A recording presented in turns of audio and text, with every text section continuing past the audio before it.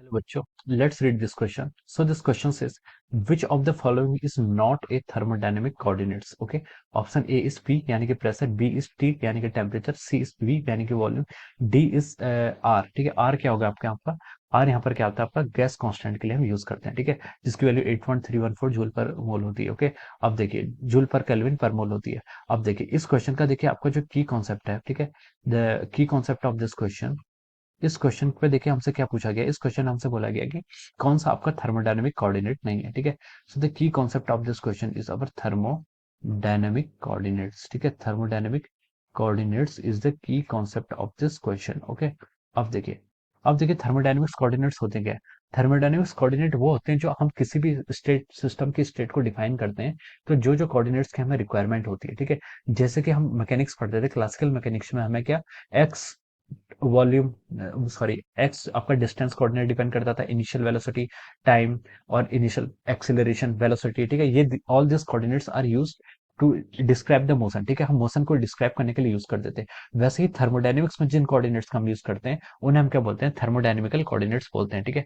तो thermodynamical coordinates आपके वो वेरिएबल्स होते हैं, ये आपके वेरिएबल्स भी हो सकते हैं, कांस्टेंट भी हो सकता है, ठीक है, डिपेंडिंग अपॉन इनकी वैल्यू क्या होती है, डिफरेंट डिफरेंट होती है, ठीक है. तो इसलिए बोल सकते हैं हम कि ये आपके सिस्टम पर डिपेंड नहीं होते हैं, ठीक है. तो ये हम बोल सकते हैं, ठीक है. तो ये आपके क्या होते हैं? आपके थर्मोडायनेमिक्स कोऑर्डिनेट्स कहलाते हैं, ठीक है. थर्मोडायनेमिक कोऑर्डिनेट्स यानी कि जैसे आपका प्रेशर, वॉल्यूम, टेम्परेचर, ठीक है, ये आपके होते हैं थर्मोडायनेमिक्स कोऑर्डिनेट आते हैं, ठीक है.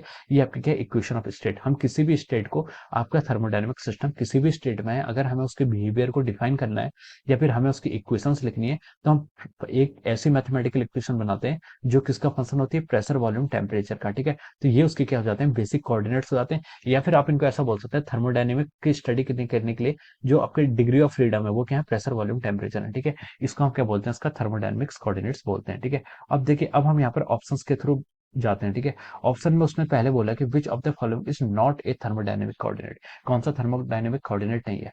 ऑप्शन ए में बोला उसने प्रेशर, ठीक है. तो देखिए प्रेशर आपका थर्मोडायनेमिक कोऑर्डिनेट है, ठीक है. प्रेशर क्या कहता है? आपका थर्मोडायनेमिक सिस्टम को डिफाइन करने के लिए यूजफुल रहता है, ठीक है. टी होता है आपका टेम्परेचर, टेम्परेचर भी क्या आपका थर्मोडायनेमिक कोऑर्डिनेट्स है. सी में उसने बोला कि वॉल्यूम, वॉल्यूम भी आपका क्या एक थर्मोडायनेमिक कोऑर्डिनेट है. डी में बोला उसने आर, आर आर क्या आपका? देखिए आर आपका गैस कांस्टेंट, ठीक है. दिस इज नॉट एक थर्मोडायनेमिक कोऑर्डिनेट, ठीक है. एक तो आर क्या आपका एक कांस्टेंट है, ठीक है, यूनिवर्सल गैस कांस्टेंट है, इसकी वैल्यू क्या रहती है आपकी? फिक्स रहती है, ठीक है. एक तो ये आपका रीजन है कि इसलिए हम इसको क्या एज ए कोऑर्डिनेट यूज नहीं कर सकते.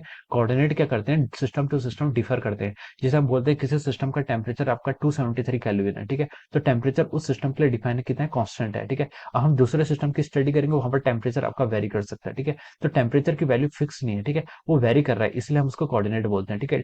डिफर करता है सिस्टम टू सिस्टम. लेकिन आर की वैल्यू आपकी हर सिस्टम में, हर कोऑर्डिनेट पे क्या होगी आपकी? इक्वल होती है, यानी कि 8.314 जूल पर केल्विन पर मोल होती है. इसलिए हम बोल सकते हैं कि जो आप आर क्या है? It is not a thermodynamic coordinate of the system, ठीक है. तो हम देखिए यहाँ पर से हम लिख सकते हैं इसके करस्पॉन्डिंग, उसने हमसे ये पूछा कि कौन सा नहीं है, तो हम लिख सकते हैं कि our option D is correct, ठीक है. इस क्वेश्चन का जो आपका ऑप्शन डी आएगा वो क्या आएगा? आपका राइट आंसर आएगा, ठीक है. Option D is the right answer of this question. Okay, so I hope you all understood this concept. All the best and thank you so much.